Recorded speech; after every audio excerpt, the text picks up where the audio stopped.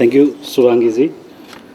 उपस्थित सम्पूर्ण विशिष्ट तथा आदरणीय व्यक्तित्वहरू, म अब सेसिपले एउटा गरिरहेको अध्ययनको केही निष्कर्षहरू, यो अहिले पनि कार्य, यो चाहिँ Nepal China cross border relation अथवा नेपाल चाइना अन्तर्देशीय सम्बन्ध सवालमा हामीले केही अध्ययनहरू गरेको थियौँ हालसालै। तपाईँ नेपाल चीन द्वैत सम्बन्धको आधुनिक कालको इतिहास चाहिँ हामी 17औँदेखि हालसम्म नेपाल चीन द्वैत सम्बन्धलाई लगभग 3 कालखण्डमा विभाजन गर्न सकिन्छ। पहिलो 1950 सम्मको कालखण्ड, अर्को चाहिँ 1950देखि 21औँ शताब्दीसम्मको कालखण्ड। नेपाली व्यापारीहरूले तिब्बतमा सहज पहुँचको वातावरण मात्रै बनेन, नेपाली व्यापारीहरूले 32वटा व्यापारिक केन्द्रहरू तिब्बतमा स्थापना गरे। यसबेला लासामा नेपाली प्रतिनिधि राख्ने र नेपाली व्यापारीले कर तिर्नु नपर्ने वातावरण समेत बनाइयो। यसका अलावा नेपालीले तिब्बती महिलासँग विवाह गर्न पाउने कानुनी आधार पनि स्थापना भयो। तत्पश्चात 1950 को दशकको तिब्बत चीनको स्वशासित क्षेत्रको रूपमा विलय भएपछि नेपालले चीनसँग आधिकारिक सम्बन्ध स्थापना गर्यो र एक चीन नीतिको अङ्गीकार गर्यो।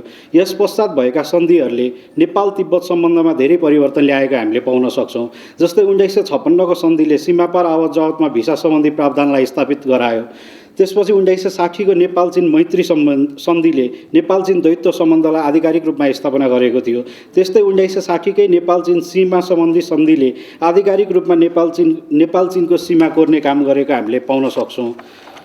त्यसैगरी 21औँ शताब्दीसम्म आइपुग्दा नेपाल चीनको सांस्कृतिक, व्यापारिक र पारिवारिक सम्बन्ध ठप्प प्राय हुन पुगेका हामीले पाउन सक्छौँ। नेपाल चीन अन्तर्देशीय सम्बन्ध परम्परागत ढाँचाबाट चीनको विशेष सुरक्षा चासो र भूराजनीतिसँग केन्द्रित हुन पुग्यो।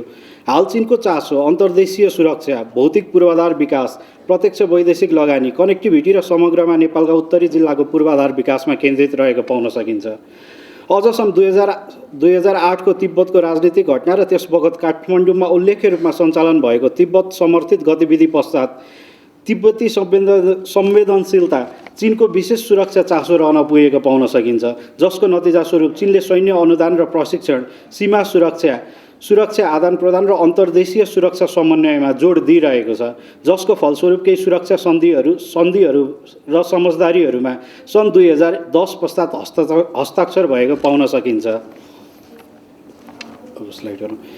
आजको परिप्रेक्ष्यमा हेर्दाखेरि चीनको संलग्नता नेपालमा माइक्रो र मैक्रो दुईटै लेभलमा हामीले हेर्न सक्छौँ। स्थानीय स्तरमा हेर्ने हो भने चीनले नेपालका उत्तरी सीमावर्ती 13 जिल्लामा 15वटा नमुना विकास परियोजनाहरूमा लगानी गर्ने प्रतिबद्धता जाहेर गरेको छ। केही साल अगाडिसम्म सीमावर्ती 15 जिल्लाका त्यतिखेरका आधिकारिक गाउँ विकास समितिहरूलाई वार्षिक 30 लाख प्रत्यक्ष रूपमा अनुदान दिइरहेको अवस्था पनि थियो। यसका अलावा उत्तरी जिल्लाहरूमा भौतिक पूर्वाधार विकासमा चीनले सहयोग गरिरहेको छ। केही उदाहरणका रूपमा रसुवाको स्याप्रोबसी र तिब्बत जोड्ने सडक, त्रिशुलीदेखि स्याङदेङ जोड्ने सडकलाई लिन सकिन्छ। अब केन्द्रीय स्तरमा अथवा म्याक्रो स्तरमा हेर्ने हो भने पछिल्लो समयमा चीनले BRI अन्तर्गत trans Himalayan multimodal connectivity network मार्फत रोड विस्तार, रेल, बन्दरगाह, उड्डयन र सञ्चारमा लगानी गर्न उत्सुकता देखाइरहेको छ। अर्को स्लाइड हो। नेपाल चीन हामीले अन्तर्देशीय सम्बन्धको कुरा गर्दाखेरि तिब्बती सुरक्षा चासो प्रखर रूपमा जहिले पनि जोडिएर आउँछ। नेपाल चीन अन्तर्देशीय सम्बन्धमा तिब्बती संवेदनशीलतासँग जोडिएको सुरक्षा चासो प्रमुख मुद्दा आजको मात्रै होइन, धेरै अघिदेखिको हो। यो 2008 को तिब्बत समर्थित काठमाडौँमा भएका गतिविधिहरू, 2015 को भूकम्प पश्चात सीमावर्ती गाउँहरूमा तिब्बती धर्मगुरुको फोटो र पर्चा भेटिएको घटना पश्चात झन् बढेर गएको छ। फलस्वरूप चीनले खासा बजारलाई 20 किलोमिटर माथि सारेको यथार्थ हामी सबै समक्ष छ। त्यसैगरी सीमा व्यवस्थापन र सुरक्षामा हालको अवस्थालाई हेर्दाखेरि भौगोलिक विकटता र प्रतिकूल मौसमका कारण नेपाल चीन सीमा व्यवस्थापन सदा चुनौतीपूर्ण बन्ने गरेको छ। हाल सीमा सुरक्षामा सशस्त्र प्रहरी बल, नेपाल प्रहरी, नेपाल आर्मी, अध्यागमन र भन्सार खटिए तापनि सुरक्षा उपकरण र जनशक्तिको अभावले प्रभावकारी सीमा सुरक्षा हुन नसकेको यथार्थ हो।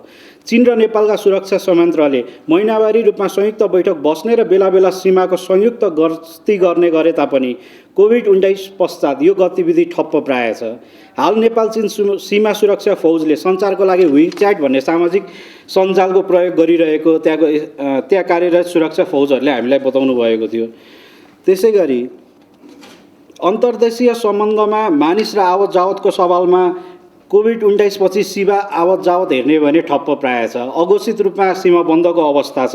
निर्यातको अवस्था लगभग शून्य छ। 1950 को दशक अघिसम्म नेपाली हाबी रहेको तिब्बती बजार पछिल्लो समयमा सम्बन्ध विच्छेदको अवस्थामा पुगेको यथार्थ हो। सीमाको प्रावधान भिसाको प्रावधानको सुरुवात पश्चात बिहेबारी व्यापार र धार्मिक सम्बन्धमा पनि यथेष्ट रूपमा कमी आएको छ। पछिल्लो समयमा तिब्बती संवेदनशीलताका कारण विशेष शेर्पा र लामा मूलका मानिसहरूलाई सीमा आवत जावतमा विशेष कडाइने गरिने गरेको स्थानीयवासीहरू बताउनुहुन्छ। त्यसैगरी विशेष गरी अन्तर्देशीय गतिशीलतासँग जोडिएका मुद्दाहरूलाई हेर्ने हो भने पहिलो हाम्रो नेपाल चीन अन्तर्देशीय सीमामा गतिशीलतासँग जोडिएको मुद्दा भनेको सीमापार तस्करीको समस्या हो। विशेष गरी जडीबुटी, सुन, पस्मिना, मोबाइल फोन र रक्तचन्दन तस्करी व्याप्त छ। कोभिड-19 पछि यो केही घटेको बताइन्छ, तर कोभिड अगाडिसम्म यी समस्याहरू यावत रूपमा रहेको स्थानीयहरूले बताउनुहुन्छ। हाल बन्द रहेको सीमाका कारण तिब्बती बजारमा रोजगार गर्ने स्थानीयहरू बेरोजगार रहेको अवस्था छ। कतिपय अवस्थामा उहाँहरूले आफ्नो सम्पत्ति बेचेर जीविकोपार्जन गरिरहेको छौँ भनेर पनि हामीलाई बताउनुहुन्छ। कतिपय अवस्थामा प्रलोभनमा परेर अथवा स्वतःस्फूर्त रूपमा पनि हाम्रो नेपाली चेलीहरू पारी तिब्बती बजारमा यौनजन्य क्रियाकलापमा संलग्न हुने अर्को अन्तर्देशीय आवत जावतसँग जोडिएको प्रखर मुद्दा हो हाम्रो अगाडि। अन्तर्देशीय सम्बन्धको विशिष्ट आयाममा रूपमा रहेको धार्मिक कार्यका लागि हुने आवत जावत पनि ठप्प प्राय छ अहिलेको अवस्थामा। त्यसै गरी कोभिड-19 पश्चात सीमा अघोषित रूपमा बन्द भएको यथार्थ हो। दैनिक केही सानो सङ्ख्यामा मालवाहक साधनलाई प्रवेश गर्न दिए पनि हुक एन्ड ड्रपको प्रावधानले आयात खर्च बढाएको व्यवसायीहरूले बताउनुहुन्छ। त्यसै गरी अर्को विशिष्ट नेपाल चीन सीमा सम्बन्धमा एउटा राख्ने प्रावधान भनेको हाम्रो सीमामा हुने चरीचरण पनि हो, वारिपारी हुने चरीचरण। अहिले आएर यो सीमा क्षेत्रमा पशु चरीचरणमा निषेध गरिएकाले स्थानीयको जीविकोपार्जनमा अर्को एउटा समस्या थपिएको छ। यो सीमा चरीचरण गर्ने प्रावधान लगभग अहिले ठप्प प्रायकै अवस्थामा रहेको हामीले पाएका थियौँ।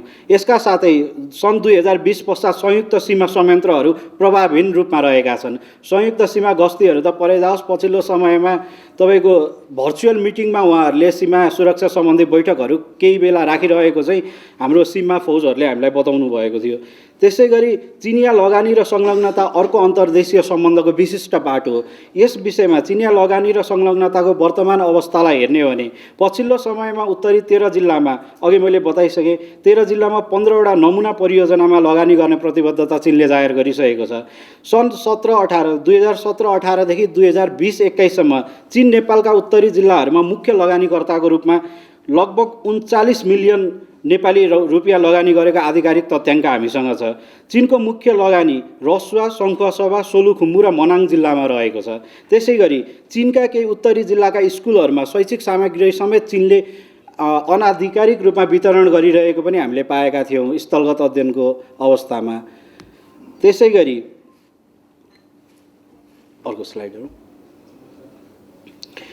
चिनिया सहायता र राहत सामग्रीहरू उत्तरी जिल्लामा कतिपय अवस्थामा नेपालको अन्तर्राष्ट्रिय विकास साझेदारी परिचालन नीति अन्तर्गत अर्थ मन्त्रालय मार्फत कर छुट नगराई सिधै स्थानीय निकायहरूमा पुग्ने गरेको पनि हामीले पाएका थियौँ।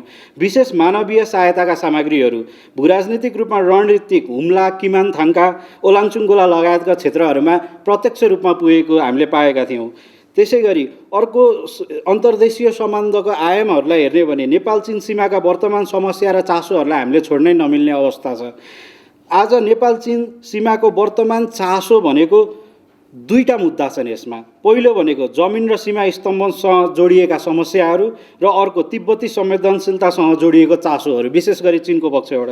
अब स्थानीय बासिन्दाको अनुसार हुम्लामा नेपालले भूमिभित्र तारबार गर्ने, नहर खन्ने र रोड निर्माण गर्ने चिनिया पक्षबाट भएको बताउनुहुन्छ। यो कुरा केही समय अगाडि सञ्चार माध्यमहरूमा पनि आइसकेको छ। त्यसै गरी दोलखाको स्थलगत अध्ययनको क्रममा हामीले 7वटा पिल्लरमध्ये 60 नम्बरको पिल्लर हराएको पाएका थियौँ। यसमा सुरक्षा फौजसँग कुरा गर्दा, स्थानीय बासिन्दाहरूसँग कुरा गर्दा उहाँले यो एउटा पिल्लर दोलखामा हराइरहेको हामीलाई मेन्सन गर्नुभएको थियो।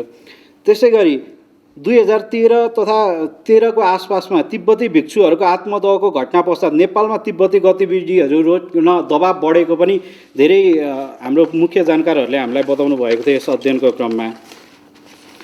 उत्तरी सीमावर्ती कनेक्टिभिटी नेपालको पछिल्लो समयमा विशेष चासोको विषय रहँदै आएको छ। नेपालको पक्षबाट पनि चीनको पक्षबाट पनि दुवै पक्षभित्रबाट यो उत्तरी सीमावर्ती कनेक्टिभिटीको कुराहरू एकदम प्रखर रूपमा हाम्रो अगाडि अहिले आइरहेको छ।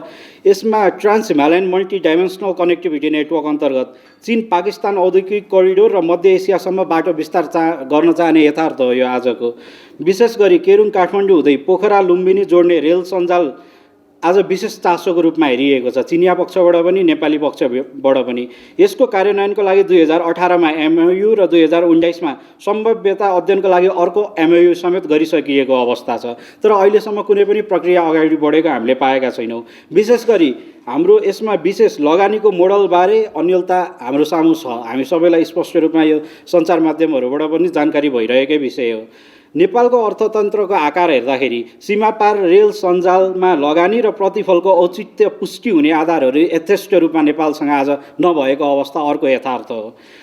अब यी सबै कुराहरू गरिसकेपछि अन्त्यमा नेपाल चीनको अन्तर्देशीय सम्बन्ध र नेपाल चीनको कनेक्टिभिटीका कुराहरूमा आज चीनको नेपालप्रति बढ्दो चासो र संलग्नताले नेपालमा एकतर्फी रूपमा आर्थिक विकासको अवसर बढाएको यथार्थ हो भने अर्कोतर्फ चीनको भूराजनीतिक चासो र स्वार्थ सम्बोधन गर्न समेत मद्दत गरिरहेको छ। यो कुनै अर्थमा डुअल बेनिफिटकै अवधारणा अनुसार अगाडि बढ्दाखेरि हुने अवस्था हामीसँग रहेको हो। नेपाल चीन अन्तर्देशीय सम्बन्धको सवालमा केही मुद्दाहरूमा राष्ट्रिय बहसमा आउन अत्यावश्यक छ। हामी केन्द्रीय स्तरमा BRI को कुरा गर्छौँ, कनेक्टिभिटीका कुरा गर्छौँ, तर आज स्थानीय त्यहाँका सीमावर्ती जिल्लाका बासिन्दाले भोग्नु परेको दुःखहरू, उहाँका पारिवारिक सांस्कृतिक र धार्मिक सम्बन्धमा आएका विभिन्न अवरोधहरूको विषयमा हामीले केन्द्रीय स्तरमा खासै चर्चा नगरिरहेको अवस्था हो। यस विषयमा चर्चा गर्न आजको दिनमा अत्यावश्यक छ। त्यसै गरी यी बाहेकका अब बन्द प्राय रहेको सीमा नाकाको सहजता, नयाँ भन्सार नाकाको सम्भावना, सीमा बन्दले अघि मैले भने जस्तो स्थानीयको जनजीविकामा पारेको असर र बेरोजगारीको समस्या, त्यसै गरी राष्ट्रिय नीति विपरीत स्थानीय निकायहरूमा भित्रिने चिनिया सहयोग विशेष महत्त्वको छ आजको दिनमा। त्यसै गरी सीमा र सीमा स्तम्भ सम्बन्धी विवाद, सीमा सुरक्षाको बढोत्तरी, सीमा सुपरिवेक्षणको प्रबन्ध, चेलीबेटीलाई यौनजन्य कार्यमा लगाइने अथवा स्वतःस्फूर्तसँग लाग्ने अहिलेको जुन हाम्रो एउटा चिनिया सीमावर्ती जिल्लाहरूमा चलन छ एउटा विशेष रूपमा, त्यसमा कतिपय अवस्थामा प्रलोभनमा परेर पनि त्यो गइरहेको हामीले पायौँ। कतिपय अवस्थामा सजिलो पैसा कमाउनको लागि 13 वर्ष नपुगिकन जुन हाम्रो विशेष नागरिकता प्रावधान छ सीमावर्ती जिल्लाहरूको 30 किलोमिटरसम्म बस्ने स्थानीयहरूको लागि, वारी 30 किलोमिटर, पारी 30 किलोमिटरको लागि, त्यसमा 13 वर्ष नपुगिकन 14 वर्ष नपुगिकन किशोरीहरू तपाईँको इजी मनीको लागि यही यौनजन्य कार्यहरूमा संलग्न हुनको लागि 13 वर्षमै हामी कहाँ विशेष नागरिकता कार्ड बनाइदिए भनेर आइपुग्छन् भनेर विभिन्न अधिकारीहरूले समेत हामीलाई बताउनु भएको थियो। त्यसै गरी तस्करी र अपराध नियन्त्रणका सवालहरूमा र उत्तरी नाकामा विशेष गरी समग्र रूपमा राज्यको उपस्थिति बढाउनु आजको अत्यावश्यक हो। यसले एकतर्फ हाम्रो सुरक्षा मजबुत बनाउन, सीमा सुरक्षा मजबुत बनाउन एउटा पहल कदमी गर्न सक्छ भने अर्कोतर्फ यसले हाम्रो अन्तर्देशीय सम्बन्धलाई पनि थप मजबुत बनाउन एकदमै मद्दत गर्न सक्छ। मेरो आजको कार्यपत्र यति नै हो। सबैजनालाई धेरै धेरै धन्यवाद।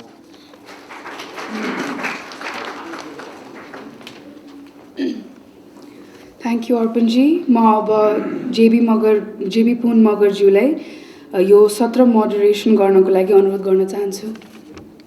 धन्यवाद। सबैलाई नमस्कार। म जेबी पुन मगर। गेलालजी तपाईँलाई धन्यवाद। गेलालजीले जे कुराहरू राख्नुभयो आज, बर्डर समस्या, हामीलाई के लाग्छ भन्दाखेरि हाम्रो बर्डरको समस्या खालि यता दक्षिणतिर छ, उत्तरतिर चाहिँ केही पनि भएको छैन, एकदमै ठिकठाक छ, सबै यथावत चलिरहेको छ। र अस्ति पनि कसले भन्दै थियो चीनले जे गर्छ एकदमै सही मात्रै गर्छ, गल्ती नै गर्दैन भन्ने एउटा मान्यता हाम्रो मानसिकता छ। त्यो अनुसार बर्डर पनि ठिकठाक चलिरहेको छ भन्ने एउटा हामीमा त्यो एउटा थट, त्यो विचार कहाँबाट पलाएको छ, तर त्यो विचार हामीले पालेर बसिरहेका छौँ। तर त्यस्तो होइन। 125 वर्षदेखि हाम्रो उत्तरी सीमामा विवाद छ, गडबडी छ र त्यो राज्य स्तरबाट त्यसमा डकुमेन्टेड छ त्यो विवाद। त्यो हामीले ध्यान नदिएको मात्र। 125 वर्षदेखि विवाद भएको यत्रो उत्तरी भेगको हामी कुरा गर्दैनौँ अथवा हामी बहसमा विमर्शमा ल्याउन चाहँदैनौँ। किन भन्दाखेरि हामी अघि नै प्रोफेसरज्यूहरूले भन्नुभयो चीन रिसाउँछ कि अथवा उत्तरी त्यत्रो ठुलो साम्राज्य बादशाह बोकेको देश रिसायो भने भोलि हामी अघि 2019मा आएर हाम्रो राष्ट्रपतिले भने जस्तै हाम्रो विरुद्ध लाग्ने होला, हामी धुलिसात बनाउँछौँ भनेर हाम्रो भूमिमा आएर भन्नुहुन्छ र हामी केही पनि बोल्दैनौँ नि त। उहाँले त्यो कुरा इन्डियामा पनि भन्न सक्नुहुन्थ्यो नि त, इन्डियाबाट आएको नि त उहाँ। तर यही हाम्रो भूमिलाई रोज्नुहुन्छ हङकङको सन्दर्भमा, अनि हामी चाहिँ विज्ञप्तिबाजी गर्छौँ हङकङको लोकतान्त्रिक आन्दोलनको विरुद्ध। त हाम्रो यस्तो खालको नीति हामीले प्र्याक्टिकली हामीले अभ्यास गरिरहेको हुनाले हाम्रो चिन्तन प्रणाली पनि डिफ्रेन्ट टाइपको छ। हाम्रो डिप्लोमेटहरू प्रोफेसरहरू पनि हाम्रो बौद्धिक भनेर मान्ने व्यक्तित्वहरू पनि वैचारिक लेभल चाहिँ त्यो खालको देखिन्छ। अघि उहाँले भने जस्तो म पोर्सा यो एउटाबाट म सुरु गर्छु। हुम्लाको विवाद उठेपछि सायद सिडिओले एउटा नोट पठाउनु भयो सरोकार मन्त्रालयमा, यहाँ स्थानीयहरूले भनिरहेको छन् यहाँ केही गडबड भइरहेको छ बोर्डरमा भनेर। उहाँ 3 चोटि बोर्डरमा घुमेर फर्केपछि उहाँले एउटा रिपोर्ट दिनुभयो, नोट तालुकदार मन्त्रालयमा। त्यो दिनासाथ उहाँलाई कारवाही गरियो, छानबिन गर्नुको साथै कारवाही गरियो र सिडिओ त्यहाँको प्रमुख जिल्लाको प्रमुखको नेतृत्वमा उहाँ पठाउनु भयो ल जानुहोस् त के रहेछ र उहाँले यस्तो कुरा गर्नुभयो, मिडियामा पनि आयो। उहाँ गएपछि उहाँ फर्किँदै हुनुहुन्थ्यो, उहाँ भोलि चाहिँ सिमीकोट फर्कँदै हुनुहुन्थ्यो। यहाँ चाहिँ परराष्ट्र मन्त्रीले के भन्नुभयो भन्दाखेरि त्यो हुम्लामा कुनै पनि समस्या छैन, त्यो एकदम प्रोपागान्डा हो, त्यो कसले उचाल्यो त्यसमा केही समस्या छैन भन्नुभयो। जबकि म त्यहाँ थिएँ, त्यो फिल्ड भिजिटमा त्यहीँ हामी थियौँ। त्यो प्रतिनिधि त्यो जो अध्ययन गर्न गएको सिडिओको उसमा गएको प्रतिनिधि फर्केको पनि थिएन सिमीकोटमा, तर उहाँले चाहिँ त्यस्तो कुरा भनिदिनु भयो कि जबकि सिडिओलाई त्यहाँको बोर्डरमा चाहिँ समातेर राखिदियो कि 2 घन्टा नियन्त्रणमा राखिदियो कि।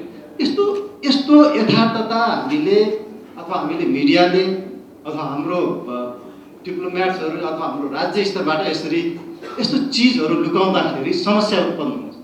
मैले हेर्दाखेरि मै आफै घुमेँ त्यो लिमीदेखि हिल्सासम्म 2 हप्ता बसेर हेरेँ, समस्या छ बोर्डरहरूमा तपाईँको त्यो सामान्य प्रोटोकलहरू लागू भएको छैन।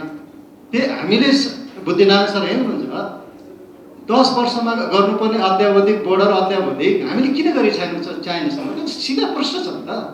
त्यति कुरा पनि हामीले कुरा चपाएर बोलिरहेका छौँ कि यो सन्दर्भमा आजको यो बोर्डरको इस्यु उठिरहेको बाद म यहाँलाई फेरि विषय प्रवेश गराउन चाहन्छु र यो लोकल लेभलमा अघि मैले कुरा गरेँ त्यो लिमीको मान्छेहरू हामीलाई खाना देऊ न खाद्यान्न देऊ न भनेर चाइना राजदूतावासमा परराष्ट्र मन्त्रालयमा कति ठाउँमा धाएर पनि त्यो बोर्डर खोलेन। अहिले पनि पुरा बोर्डर बन्द छ। ताक्लाकोटमा गएका 150 जति मान्छेलाई नेपालमा फर्कन पनि दिएको छैन कि, आफ्नो घरमा फर्कन दिएको छैन, लिमीको बासिन्दा भनेपछि त्यो लेभलको टाइट छ र पनि हामी केही पनि भन्दैनौँ। त्यो यो सन्दर्भमा लोकल जनजीवन त प्रभावित भयो नि त बोर्डर इस्युले। यस्तो इस्युजहरूमा यस्तो संवेदनशील इस्युमा फलाना रिसाउला रे फलाना देश रिसायो भने हामीले भोग्नुपर्छ भने अहिले नि भोगिरहेछौँ नि त त्यो कुरा। यो सन्दर्भमा सोलुमा उहाँ बसिराख्नु भएको छ, त्यहाँको लोकल जनजीवनको बारेमा पक्कै पनि उहाँले भन्नुहुन्छ। म चाहिँ शेर्पाजीलाई अनुरोध गरेँ। धन्यवाद। सबभन्दा पहिले त म यो नेपाल चिनको यो अहिले जुन चलिराखेको छ हाम्रो चिनको विदेश मन्त्री नेपाल आउनुहुने सन्दर्भमा जुन अहिले यहाँ हामी छलफलमा छौँ, यो छलफलमा सहभागी गराउनुभएकोमा हाम्रो शिक्षकलाई हार्दिक धन्यवाद दिन चाहन्छु। पहिलोपल्ट होला सायद के अरे यो नेपाल चिनको सम्बन्धको सन्दर्भमा कोही बोर्डरकै चाहिँ बोर्डर ल्यान्डै भनौँ न, अब त्यो क्षेत्रको बासिन्दाहरूले यस्तो कार्यक्रममा सहभागी हुन पाएको र अहिले हामी यसरी हेऱ्यौँ भने पनि यो अडियन्समा पनि अर्को एकजना पनि हाम्रो एरियाको मान्छे हुनुहुन्छ कि हुनुहुन्न भनेर खोजी गर्नुपर्ने खालको सिचुएसन छ होइन। त्यसले के देखाउँछ भन्दाखेरि र प्रेजेन्टेसनहरूमा पनि अगाडिको हामी छलफलमा पनि हामीले हेऱ्यौँ भने नेपाल चिनको सम्बन्धको कुराकानी गर्दाखेरि क्रस बोर्डर रिलेसनको कुराकानी गर्दाखेरि हामी नेपाल भनिरहेका छौँ, तर नेपाल भनेको काठमाडौँ हो कि नेपालै हो, अहिलेको नेपालै हो कि काठमाडौँ हो? यो काठमाडौँ सेन्ट्रिक टाइपको भयो कि होइन? अहिले हामी जुन नेपाल भनिरहेका छौँ त्यो नेपाल भनेको नेपाल राज्य अहिले सोकल एकीकरण वा राज्य विस्तार भन्दै जाँदाखेरि तपाईँ हामीले यसो विचार गऱ्यौँ भने मुस्ताङ त एउटा देशै थियो होइन? त्यस्तो धेरैवटा भूभागहरू छ जुन चाहिँ नेपालको बोर्डरभित्रमा अहिले पर्छ होइन? जुन चाहिँ हामीले भन्छौँ चौबन्दी र बिपीको बिचमा जुन बोर्डरको के अरे सीमाङ्कन भयो होइन? सगरमाथाको 3 चाहिँ त धार चाहिँ नेपाल साइडमा अनि त्यसपछि एउटा धार चाहिँ चिनको साइडमा भनेर जुन चाहिँ आयो, त्यसपछि आएर यो सबै कुराहरूलाई हेऱ्यौँ भने होइन? र अहिले जुन बोर्डरको समस्याको कुराकानीहरू गऱ्यौँ भने त्यो सीमा क्षेत्रमा बसोबास गर्ने मान्छेहरू साँच्चै नेपाली हुन् कि होइनन् होइन? तिनीहरू चाहिँ नेपाली हुन् भन्ने प्रकारले हाम्रो चाहिँ त नेपालको क्रस बोर्डर रिलेसनको कुराकानी गरिरहेका छौँ कि काठमाडौँमा बसिरहेको मान्छेहरूको चाहिँ क्रस बोर्डर रिलेसनको कुराकानी गरिरहेका छौँ? यो एउटा प्रश्न हो। तपाईँ हामीले यसलाई गम्भीरतापूर्वक हेर्नुपर्छ होइन? यही कुराहरू नै अहिले भर्खरै हाम्रो के भन्छ हाम्रो पुन्जीले पनि उठाउनु भयो कि त्यहाँकै बासिन्दाको चाहिँ कुराहरू के हो त, त्यहाँको बासिन्दाको वास्तविकता के हो होइन? अब त्यहाँनिर कुराहरू दुवै साइडका होलान् होइन? हाम्रो नेपाली पक्षको पनि आफ्नो होला, चीन पक्षको पनि, तिब्बत पक्षको पनि आफ्नो होला। हामीले जुन नेपाल तिब्बत वा नेपाल चीन भनेर भन्छौँ, अघि पनि उठ्यो यो तिब्बतको संवेदनशीलताको कुराकानी हामीलाई थाहा छ, खम्पा विद्रोहको कुरा हामीलाई थाहा छ, के अरे तिब्बती शरणार्थीहरू 1959 पछाडि जुन नेपालमा आए पछाडि त्यसपछि के भइराखेको छ होइन? तपाईँ हामीलाई थाहा छ यहाँ काठमाडौँमा 2008को हाराहारीमा एउटा बक्खु लगाएको मान्छे चिनको एम्बेसीको छेउतिर घुम्नु पनि नपाउने खालको सिचुएसन थियो होइन? यो सबै सिचुएसनले हामीलाई के देखाउँछ भन्दाखेरि हामी वास्तवमा नेपाली भनेर हामीले कसलाई भनिरहेका छौँ होइन? नेपालभित्रमा को पर्छ, के पर्छ, यो कुरा हामीले विचार पुर्याउनु पर्छ जस्तो लाग्छ।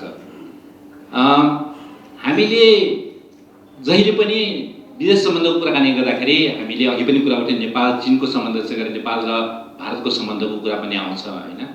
र हामी यो सबै सम्बन्धको कुराकानी गर्दा हामी तुलनात्मक रूपमा कुराकानी गर्ने त हो नि होइन? सबै कुरा तुलना गरेर हेर्ने हो। हामीले भारतसँगको नेपालको सम्बन्धलाई कुराकानी गरेर हेऱ्यौँ र चीनसँगको कुराकानी गरेर हेऱ्यौँ भने हाम्रो भारतसँगको सम्बन्धमा हाम्रो चाहिँ ओपन बोर्डर छ, तर हामीले कहिल्यै पनि चीनसँग हाम्रो बोर्डर किन खुला छैन, किन खुला गर्न सक्दैनौँ वा अब आगामी दिनमा खुला गरौँ भनेर हामीले कहिले पनि छलफलमा पनि चलाएका छौँ कि छैनौँ होइन? चीनसँग हामीले ओपन बोर्डरको कुरा गऱ्यौँ भने के फरक पर्छ? त्यो चीनको इन्ट्रेस्टमा छ कि नेपालको इन्ट्रेस्टमा छ कि? वा अघि पनि कुरा उठ्यो इपिजीले अब नेपाल र इन्डियाको बिचको चाहिँ जुन के 1950को सन्धि पछाडिको कुरामा चीन र नेपालको जुन खुला सिमाना छ होइन? चीन र नेपालको बिचमा चाहिँ नेपालीहरू नेपाल र इन्डियाको बिचमा चाहिँ नेपालीहरू इन्डियामा गएर बसोबास गर्न पाउने, इन्डियनहरू नेपालमा आएर बसोबास गर्न पाउने, भिजाको जुन के अरे भिजा बिना नागरिकताको आधारमा व्यापार गर्न पाउने, यस्तो खालको सबै सुविधाहरू जुन चाहिँ हामीले भारतबाट पाएका छौँ हामीले चीनबाट पाउन सक्छौँ कि सक्दैनौँ त? हिजो जुन बेलासम्म 1959 सम्म भनौँ न, खास गरी तिब्बती शरणार्थीहरू नेपालमा आउने अवस्थाभन्दा अगाडिको अवस्थामा त नेपालीहरू खास गरी अब त्यो जुन अघि भन्यौँ होइन बोर्डर एरियामा हामी जो बसोबास गरिरहेको हाम्रो जस्तो मेरो बाजे नै भनौँ होइन, उहाँहरू खुला रूपमा चाहिँ तिब्बतमा जानुहुन्थ्यो, व्यापार गर्नुहुन्थ्यो, त्यसपछि आउनुहुन्थ्यो नेपालमा आएर त्यहाँ गएर सामान ल्याउनुहुन्थ्यो, यताको सामान उता पुर्याउनुहुन्थ्यो, त्यो खुला थियो। त्यो सबै चाहिँ पछिल्लो समयमा आएर बन्द भएको छ भने त्यो बन्द भएको कुरालाई हाम्रो यहाँको चाहिँ त राज्यले होइन कति उठाउँछ होइन? त्यसको पक्षमा कति कुराकानी गर्छ? जस्तै सोलुखुम्बुमा भएको जुन हाम्रो सीमा नाका भनेको नाङपाला नाका हो, तर अहिले त्यो नाङपाला नाकाको बारेमा कहीँ पनि कुरा उठ्दैन। विभिन्न नाकाहरू सञ्चालन गर्ने भन्ने खालको कुरा उठ्यो, त्यो नाङपाला नाकाको सम्बन्धमा त कसैले पनि केही पनि कुरा उठाउँदैन होइन? त्यो नाङपाला नाका हिजो अस्ति अलिकति अगाडिसम्म मात्र पनि खुलै थियो होइन? त्यसरी हेऱ्यो भने हामीले हिजो विगतदेखि लिएर अहिलेसम्म आउँदाखेरि त्यो क्षेत्रको त्यो जुन अहिले चीन भनौँ हैन, हिजो हामीले अहिले पनि हामी तिब्बतको कुराकानी गरिरहेका छौँ, तिब्बतको कुरासँग लिएर चीनको सेन्सिटिभिटीको कुराहरू गरिरहेका छौँ, त्यो सबै कुरा ठिकै छ। तर चीनको सेन्सिटिभिटीको नाममा हैन हामी जो स्थानीय बासिन्दाहरू छौँ, हाम्रो चाहिँ त फेरि तिब्बत र हाम्रो चाहिँ के भाषा, धर्म, संस्कृति सबै कुरामा जुन खालको चाहिँ त के अरे समानता छ हैन, त्यो समानताको आधारमा जो अब अघि पनि कुरा उठ्यो शेर्पा लामा हैन, अनि यस्तो खालको अनुहार हैन, यो हुनासाथमा अनि त्यसपछि लुगा हैन, त्यो साथमा चाहिँ यता राज्य पक्षको तर्फबाट चाहिँ तिब्बती देख्ने हैन, अनि उता चाइनिज पक्षबाट पनि तिब्बती देख्ने, अनि त्यहाँको जनता पिल्सिने हैन, त्यो क्रम चाहिँ त निरन्तर रूपमा छ। त्यो बारेमा हामीले कुरै गरिरहेका छैनौँ। हिजो विगतमा नेपालमा राज्य पुनर्संरचनाको कुराकानीहरू आयो हैन, एक मधेस एक प्रदेशको कुराकानी उठ्यो, अनि हामी चाहिँ जातीय क्षेत्रीय रूपमा सबै रूपमा चाहिँ त पीडित छौँ भनेर मधेसका समुदायहरूले आवाज उठाए, मधेस प्रदेशको कुरा उठ्यो, हिमाली क्षेत्रमा पनि हिमाली स्वायत्त प्रदेशको कुराकानी उठेको थियो, यहाँहरूले कति त्यसमा ध्यान दिनुभयो हैन। 14 प्रदेशको कुरा उठ्दाखेरि जडान र शेर्पा प्रदेशको पनि कुराहरू आएको थियो 14 प्रदेशमा, अनि त्यसमा चाहिँ त सबभन्दा चाहिँ त चित्त दुखाउने, त्यसको विरोध गर्ने चाहिँ त चिनियाहरू थिए भन्ने पनि बाहिर गई सुन्या हो। त्यो कतिको सत्य हो, त्यो किन भएको हो त्यस्तो, त्यसले के जनाउँछ, यो सबै खालको कुरामा पनि हामीले विचार गर्नुपर्छ जस्तो लाग्छ। र अन्तिममा म के भन्न चाहन्छु भन्दाखेरि हामीले हिजो विगतदेखिको लिएर अहिलेसम्मको कुराकानी आउँदाखेरि हामीले हाम्रो इतिहास वर्तमानको कुराकानी सँगसँगैमा हाम्रो भविष्य के हो त, अब जे हुनु त भइहाल्यो। भविष्य के हो त भन्दाखेरि भविष्यमा तपाईँ हामी सबैले भन्छौँ हैन, अघि पनि कुरा उठ्यो, अहिले चाहिँ यो 21औं शताब्दी जुन छ त्यो एसियन शताब्दी हो हैन। चीन र भारत दुवै बाई द एन्ड अफ 2050 चाहिँ संसारको 1 नम्बर 2 नम्बरको चाहिँ अर्थतन्त्र बन्छ भन्ने खालको कुरा छ। अनि हिजो विगतमा के भनिएको थियो भन्दाखेरि हामीले परराष्ट्र नीतिको सन्दर्भमा कुरा गर्दाखेरि नेपाल 2 ढुङ्गा बिचको तरुल हो भन्थ्यौँ, अनि एकचोटि माओवादी जनयुद्ध चलिरहेको बेलामा एक थरी साथीहरूले यो 2टा ठुलो ढुङ्गा बिचको डाइनामाइट हो भनेर पनि कुरा उठ्यो हैन। त्यस पछाडि फेरि अहिले पछिल्लो समयमा आएर चाहिँ त 2टा विशाल बजारहरूको बिचमा चाहिँ एउटा चाहिँ गतिशील ब्रिज हो भन्ने पनि कुरा उठ्यो हैन। भन्दाखेरि जुन चाहिँ त संसारको पहिलो र दोस्रो इकोनोमी बन्न गइरहेको चाहिँ त देशहरूको बिचमा जुन हाम्रो एउटा सानो देश छ हैन, हाम्रो यस्तो खालको अघि पनि कुरा उठ्यो जुन भूराजनीतिक रूपमा अत्यन्तै महत्त्वपूर्ण यस्तो खालको लोकेसनमा हामी जुन बसिरहेका छौँ, एक नम्बर र 2 नम्बर इकोनोमी बन्ने सँगसँगैमा यदि हामीले जान्यौँ, हामीले कोसिस गऱ्यौँ भने हामी पनि एउटा अत्यन्तै समृद्ध देश बन्न सक्छौँ स्वाभाविक रूपमा हैन। त्यो सम्भावनालाई पक्रिने प्रकारको चाहिँ हाम्रो चाहिँ हाम्रो दृष्टिकोण के हो, हामीले कसरी त्यो सम्भावनालाई पक्रिन सक्छौँ भन्ने ढङ्गबाट पनि छलफल गरिनुपर्छ। र जुन चीनको चाहिँ के अरे विदेश मन्त्री आउँदै हुनुहुन्छ र यो सबै सन्दर्भमा अघि पनि कुरा उठ्यो, मलाई पनि के लाग्छ भन्दाखेरि विभिन्न देशहरूले नेपालको अवस्थालाई सबैले ध्यान दिनु, यसलाई विशेष चासो दिनु हामी सबैको लागि खुसीको कुरा हो। चासो दिएकै राम्रो, हामीले भन्छौँ नि हामीलाई भावै दिँदैन यार भन्छ नि हैन, अरूले भाव दिनु त राम्रो नै हो नि, तर त्यो भावलाई हामीले कसरी प्रयोग गर्छौँ हैन। हामी चाहिँ एक प्रकारले माल पाएर चाल नपाएकै मानिसहरू हौँ भन्ने जस्तै लाग्छ हैन। त्यसकारणले हामीले यो सबै विषयहरूमा ध्यान दियौँ। धन्यवाद। अहिले मैले दिनुहुन्छ। धन्यवाद शेर्पाज्यू। उहाँले लोकलको समस्या त्यो बोर्डरमा सबै त्यस्तै, यो विशेष गरी चरीचरणको कुरा उठ्यो नि अघि, चरीचरण हाम्रो ट्रिटी नै गरेर तिब्बतसँग हाम्रो यताको गाईबस्तु उता जान्थे चर्न र तिब्बतको पनि यता आउँथ्यो कि बोर्डरमा, त्यो चाहिँ ट्रिटी नै छ। तर अहिले अनि अर्को कुरा त्यो व्यापार पनि थियो हाम्रो उतापट्टि, अनि पहिला नागरिकता देखाएर जान पाउँथ्यो, अहिले चाहिँ जिल्ला प्रशासन कार्यालयबाट स्पेसल कार्ड बनाउनु पर्छ कि त्यहाँको लोकलहरूलाई। भनेपछि दिनानुदिन लोकलहरूको जनजीवन चाहिँ अप्ठ्यारो भएको छ भन्ने यो दृष्टान्त हो कि। त्यो कहिलेदेखि भयो भन्दाखेरि चाइनाले तिब्बत लिइसकेपछि यो कडा हुँदै गइरहेछ कि। यस्तो चिजहरू अझ हाम्रो हाम्रो लोकलको स्वार्थ के हो, यो चाहिँ कुरा सम्बन्धित निकाय पुर्याउनु पर्छ भन्ने कुरा राख्दै, मुल्मीजी पनि त्यो क्षेत्र खुब घुम्नुभयो अनि किताब नै लेख्नु भएको छ। हामी अब मुल्मीजीलाई सुन्छौँ। धन्यवाद पुन्जी। थ्याङ्क यू सेसिफ फर ह्याभिङ मी ओभर। अलिक जटिल इस्यु छ, that's why I will read out है। त्यसमा किनभने त्यसै बोल्न अलिक गाह्रै हुन्छ। The Himalayas once more a busy geopolitical space, after the Cold War. India and China once again at loggerheads over where the respective borders lie. Nepal is once more a site for US and China geopolitical contest. After the 1960s, China has been building new civilian settlements along its Himalayan border and incorporated a new land border law. With all this, there's a new focus on the Himalayan borderlands as a site of state-making and geopolitical control. Once seen as remote frontier territories to be secured against external invasion and a natural barrier, today the Himalayan borderlands are witnessing a monumental change in the way our neighboring states view them. So, Isma, my question is, what is Nepal's position then on state building and securing its Himalayan border with China? Isma, I want to talk about two particular points. The first is the infrastructure asymmetry between the two countries. And second, Nepal's new Himalayan dependence on China. In Nepal, the Himalaya is seen as a site of untapped economic potential. 3 road corridors are intended to connect China with India, earmarked as national pride projects. Construction remains slow. Several hydropower projects, some with foreign investment, are being developed on Himalayan rivers. And the train from Tibet to Kathmandu, it's a fever dream for everyone. And there are also agreements of upgrading Kathmandu highway, and although the second border trading post, Tatopani, has suffered both from geological upheavals as well as state indifference.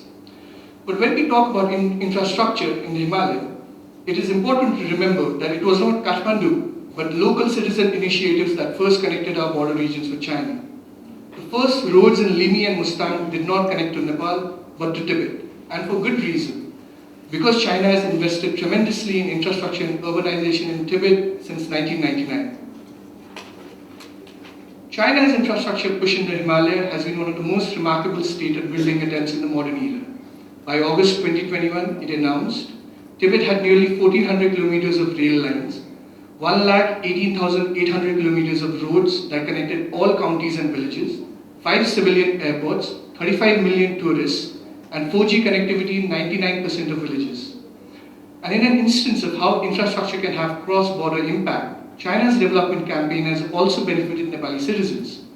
For example, when China began to urbanize Burang and Taklapur, a border town across from Hilsa, new opportunities presented themselves to Limi locals, who then brought down the first road in the valley from Tibet. Chinese trucks began to bring in food items and other essentials down from Taklapur. And border citizens' cards, they allowed Limi residents to work in Burang.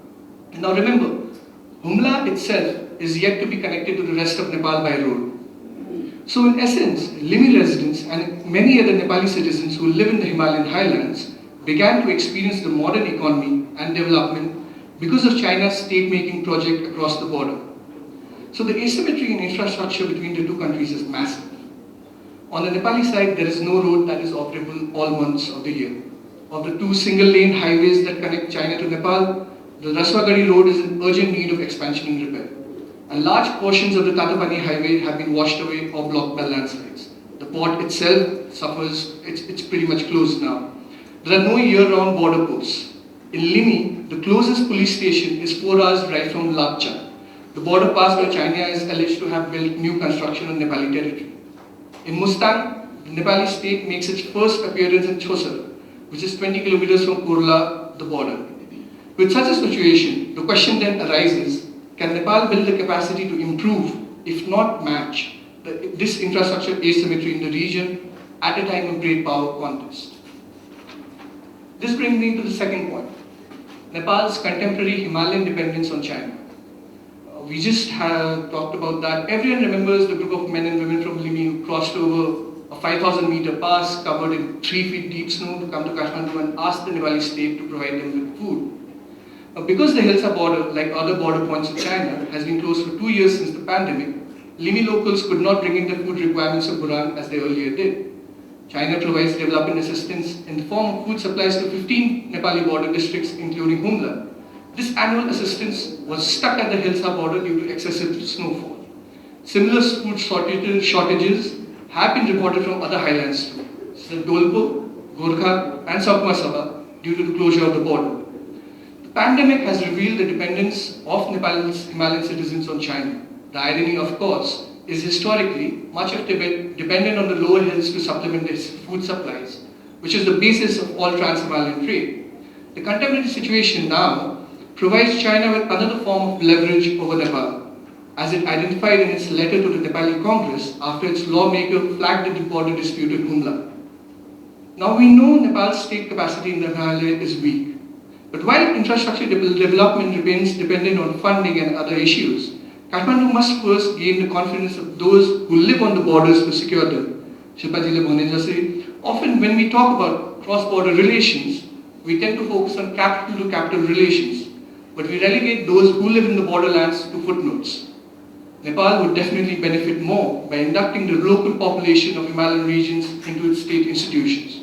The exclusion of locals from state institutions means Nepali authorities posted in the regions often don't know the terrain and the language and the ecology, and are viewed as aliens in these remote but vital communities. Further, when Kathmandu castigates local officials, such as the assistant CDO who flagged the border construction in Humla, it encourages its officials to stay silent on issues of national security. Nepal's position on the Humla issue is already weakened by the fact that our foreign ministry declared there was no dispute even before the Home Ministry submitted its ground report. Similarly, cross-border trade has been erratic for the past 2 years. Traders have repeatedly flagged this issue, but there has been little progress on the issue despite Nepal's multiple calls. So what does that say about China's position about Nepal's concerns? So while we must remain aware about what China's interests in Nepal are, we have to also prioritize our interests. We cannot let go of the fact that our Himalayan citizens have come to depend on Beijing's largest and development goals, that our border infrastructure is in a terrible shape, and that the exclusion of local citizens from state institutions has resulted in weaker state capacity. Kathmandu must wake up to this new reality in the Himalayas sooner than later. Thank you. धन्यवाद गुरुजी। उहाँले भने जस्तो जति संवेदनशीलता मैले सुरुमै भने प्रारम्भमै जति संवेदनशीलता हामीले लिनुपर्छ त्यो चाहिँ लिइरहेको छैनौँ।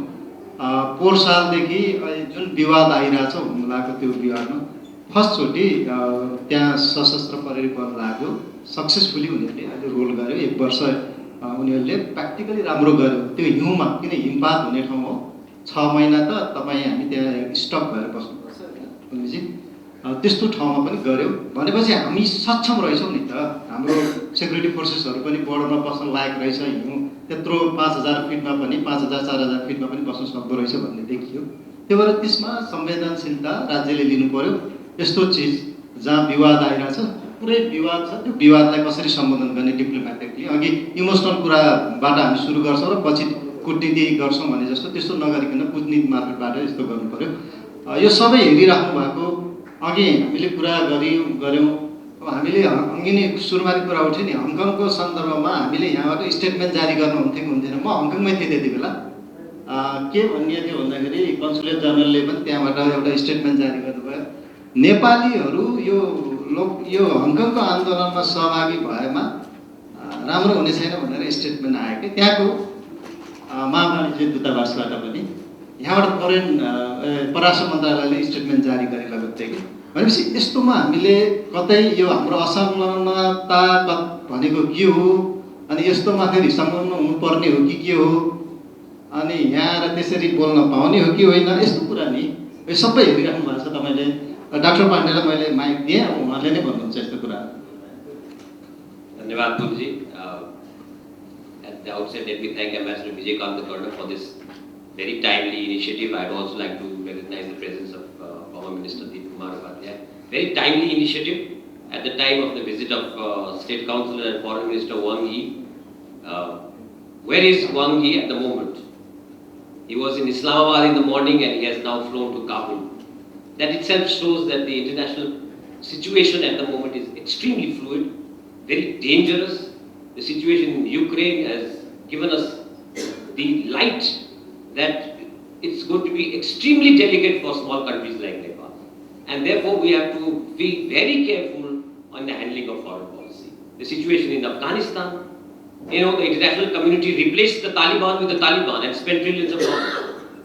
the situation in Ukraine, I think this entire geopolitics has to be seen very carefully by us in smaller countries, and therefore the handling of foreign policy and international relations is going to be more and more important for a small country like Nepal. Let me start with this. I think a lot of that has already been touched upon in the earlier session. So we are calling this a new Cold War phenomenon in which there is increasing rivalry between India and China, between China and the United States, and Indo-Pakistan relations have always been strained in our region. So it is a very difficult geopolitical region. We are going to have border problems with our two neighbors. We are not going to have border problem with Nigeria or Kenya or Ivory Coast or Venezuela. We are going to have border problems with our two neighbors. This is the reality of geography. Number two, we also have to grow up in international relations. Anilji spoke in the morning about our shopping list. The moment a foreign dignitary comes, there is a shopping list. And what do we have to ask? What do we have to gain? This shopping list has to be prepared earlier on. We have to also realize our national interest and adjust to the global reality, the regional reality. Then comes the situation about the presentation. Let me focus on Arpanji's presentation because I think that's what the session is about. Arpanji's presentation is very good. You have gone to the local level, the ground level, and done a very good research. I'd like to see the final report on the research. You have spoken about one China policy. I've also done my research before coming here on one China policy. You one China policy, when you have a 1973, December 8, first visit to China by King Birendra. He was newly crowned king. No mention of one China policy. Second visit of King Birendra, 1976 to China, June 6, joint communique. No mention of one China policy. King Birendra's speech, 1978. No mention of one China policy. You say, I think, Kathmandu on one China policy. Prime Minister Kirti Vista, speech 1978 in honor of Deng Xiaoping, Kathmandu. No mention of one China. And he was supposed to be very friendly towards China. Prime Minister, former Prime Minister, King Birendra's speech in Beijing, September 15, 1987. No mention of one China policy. You can't one China policy. March 22, 1992. Prime Minister G.P. Koirala's visit to China, joint communique, and I quote, the Nepalese side stated that it understood the position of Chinese government and reiterated Nepal has always recognized that Tibet is an autonomous region of China. It affirmed that Nepal had not allowed and would not allow Tibetans in Nepal to engage in any anti-China political activities on its soil. 1992. So it is a new creation. One China policy, our foreign policy may use 1992 is fairly recent. So then you I think presentation, I think you have to mention because you have Arpanji, I think you have to really study this about one China policy. It is not a historical context of Nepal. I mean, प्रयोग गर्ने गरेको शब्दावली होइन 60s, 70s, 80s मा प्रयोग गरेको छैन. कतिपय भ्रमणहरू भएका छन्. अब अर्को आउँछ चाहिँ नि the issue of border. अघि कुञ्जीले पनि बताउनु भयो. I think the presentation also speaks very highly of the border problems and etc. You know, we have also mentioned in the earlier session that it was resolved in 1961. We formed some joint committees to address border-related issues. There is a formal understanding between the two countries that there are joint mechanisms to work together, resolve issues.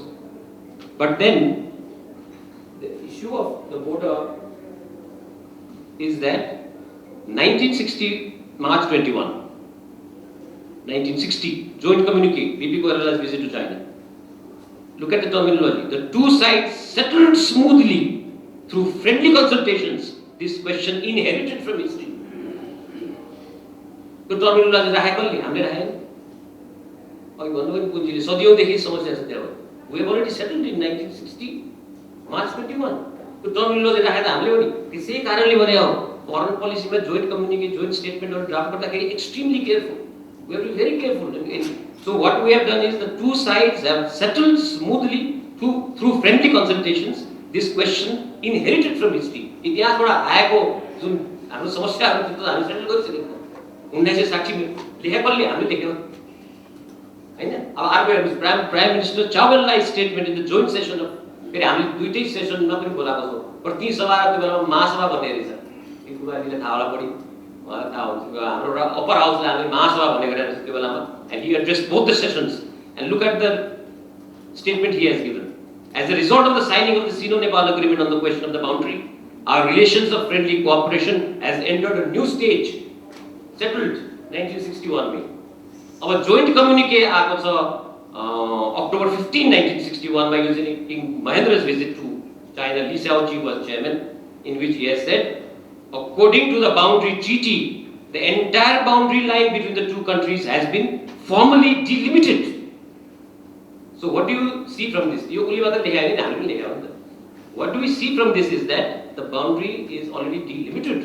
That is the line that we have already used. If there are problems in the local level, it has to be sorted out through bilateral mechanism. Bilateral mechanism has not stayed since 2006. Whose mistake was that? So 2006 देखि नै bilateral mechanism ground level मा पुगेकै छैन त्यो study गर्नलाई. Because there can be some problems in the border, some pillars can be missing, as somebody mentioned. Whose mistake is that? It's our mistake. Why haven't we kept the bilateral mechanism? Why haven't we sent the team to study the border? And also have a meeting with China on the bilateral mechanism. So since 2006, that bilateral mechanism has not even met. We should have stressed on this from the time of 2006. How many years have gone by? Nearly 16, 15 years have gone. So therefore, also there is a need of better coordination between Ministry of Foreign Affairs and Ministry of Finance, Ministry of Home Affairs. यो तीनटा मन्त्रालयको कोअर्डिनेसनको कमी कमजोरीले गर्दाखेरि धेरै प्रब्लमहरू आउँछ। अघि हामीले बोर्डरमा पनि कुरा गर्नुभयो निमाजीले। Who is responsible to manage border in Nepal? It is the armed police force. Armed police force is small.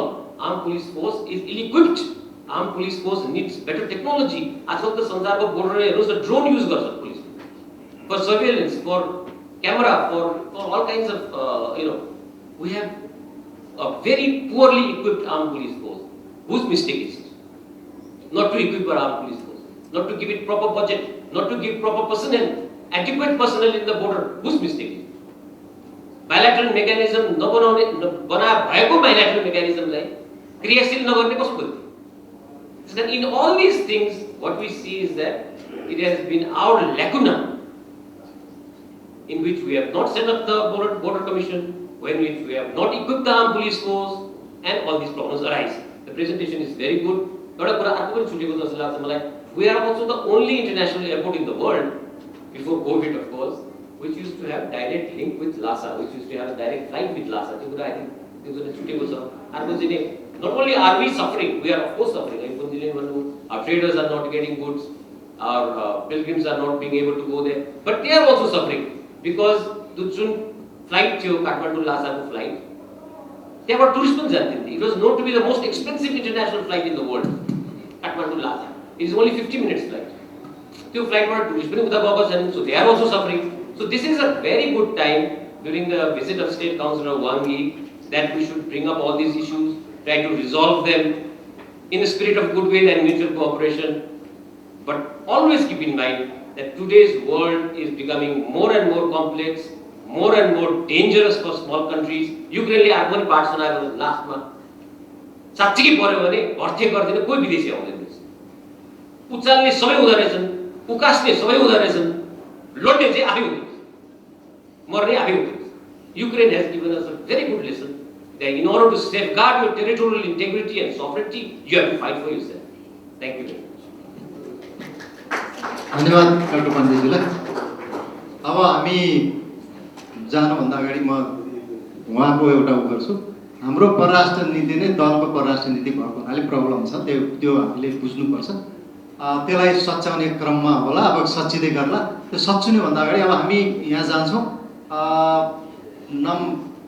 क्वेसन्सहरू आएको छ भने हामी लिन्छौँ र अनि सम्बन्धित उहाँहरूलाई हामी त्यो दिन्छौँ। त्यसपछि हामी सरियो छोटकरी म धेरै समय लामो समय लिन्न है, किनभने यो नेपाल र चीनको सम्बन्धमा पनि बाउन्ड्री सम्बन्धमा दुईवटा कुरामा आधारित, एउटा बोर्डर डिमार्केसन, अर्को बोर्डर म्यानेजमेन्ट। डिमार्केसन भन्नाले डिमार्केसनको कुरा गर्दाखेरि चाहिँ म के भन्नु मन लाग्यो भने Nepal China joint boundary technical committee बनेको थियो यो 4th बाउन्ड्री प्रोटोकल रिन्यू गर्नलाई 2006मा बनेको थियो। 2012सम्म काम गर्यो, त्यसपछि अहिलेसम्म त्यो केही काम गरेको छैन। त्यो किन अड्केको थियो भनेदेखि चाहिँ हाम्रो दोलखा जिल्लाको उत्तरको लामामगर उत्तरको लाप्ची गाउँको बोर्डरमा 57 यो चाहिँ को ठाउँमा गाडियो भनेर नेपालले दावा गरेको थियो। 6 हेक्टर जमिन नेपालको मिचियो भनेको थियो। सगरमाथाको उचाइ चीनले चाहिँ 3.5 मिटर घटाइ लेख्नुपर्छ नक्सामा भनेको थियो, नेपालले मानेको थियो। दुईवटा कारणले अड्केको थियो। सगरमाथाको उचाइ सम्बन्धमा चाहिँ गत वर्ष जोइन्टली मापन गरेर समाधान भयो। उचाइ चाहिँ 8,848.86 मिटर भयो। त्यो लामामगर उत्तरको लाप्चे गाउँको कुरो समस्या समाधान भएको छैन। यही कारणले बाउन्ड्री प्रोटोकल रिन्यू हुन सकेको छैन। जबकि योभन्दा अगाडि boundary protocol first boundary protocol 1963, त्यसलाई रिन्यू 1979, 1988मा अर्को रिन्यू भयो, तर अहिलेसम्म भएको छैन है। अब यो नेपाल चीन सम्बन्धलाई अगाडि बढाउनु निमित्त यो सुप्त भएको समिति गभर्मेन्ट जोइन्ट कमिटीलाई एक्टिभेट गर्नु पर्यो। अनि एक्टिभेट गरेर मैले यहाँ भन्न खोजेको चाहिँ हाम्रो सञ्चार माध्यममा आइरहन्छ बेला बेलामा हुम्लाको सीमा मिचेको छैन के हो यो है। सञ्चार माध्यम गोर्खाको रुयु क्षेत्र मिचियो भन्छन् भने सखो सभाको किमा थाङका प्रस्तुताले पनि अहिले बताइसक्नुभयो। दोलखाको लाप्ची गाउँको कुरा आयो है। त्यसपछि आएर सिन्धुपाल्चोकको भोटेकोसीको छ। यो हो के हो त, मिचिएको हो कि होइन? यस सम्बन्धमा नेपाल र चीनको जुन अहिले सुसुप्त समिति छ यसले जनतालाई स्थानीय बासिन्दालाई बुझाइदिनु पर्यो है। र यो किचोला छ छैन भन्ने कुरा चाहिँ अब 1961-62मा नक्सा बनेको छ। प्रत्येक पिलरको कोअर्डिनेट चाहिँ म सक्दैछु, पिलर कोअर्डिनेट छ। त्यसका आधारमा चाहिँ स्थानीय बासिन्दालाई नेपाली जनतालाई बताइदिनु पर्यो। दुवै देशको संयुक्त सीमा समितिले एउटा देशले मात्रै, नेपालले मात्रै होइन, चीनले मात्रै होइन है। अर्को कुरो चाहिँ हुम्लाको कुरोमा चाहिँ हेर्नुहोस् त, अब पिलर नम्बर 9 हिल्सामा चीनले फलामको बार लगायो, खम्बामै सीमा खम्बामा छ। यो लाउन पाउने हो कि होइन? अनि चिनियाहरू चाहिँ खासा पार गरेर हाम्रो यतातिरसम्म आउँछन् र यो क्षेत्रमा चाहिँ अब यो कुरालाई मैले चाहिँ अब चीनको विदेश मन्त्रीको भिजिटमा चाहिँ यो कुरो कूटनीतिक तौरबाट राखेर यो नेपाली जनतालाई बुझाइदिनु पर्यो। यसरी बुझाइदियो भने नेपाल र चीनको सम्बन्ध अझ फराकिलो हुन्छ भनेर मैले जानकारी मात्रै गराउन खोजेको हो। धन्यवाद। यहाँको जानकारीको लागि धन्यवाद। र मैले अघि नै भने बिट मारे मैले, यहाँहरू सबैलाई धन्यवाद फेरि एकमुष्ट। Thank you to our panelists for a very stimulating session. We'll be breaking for another 15 minutes and reconvene.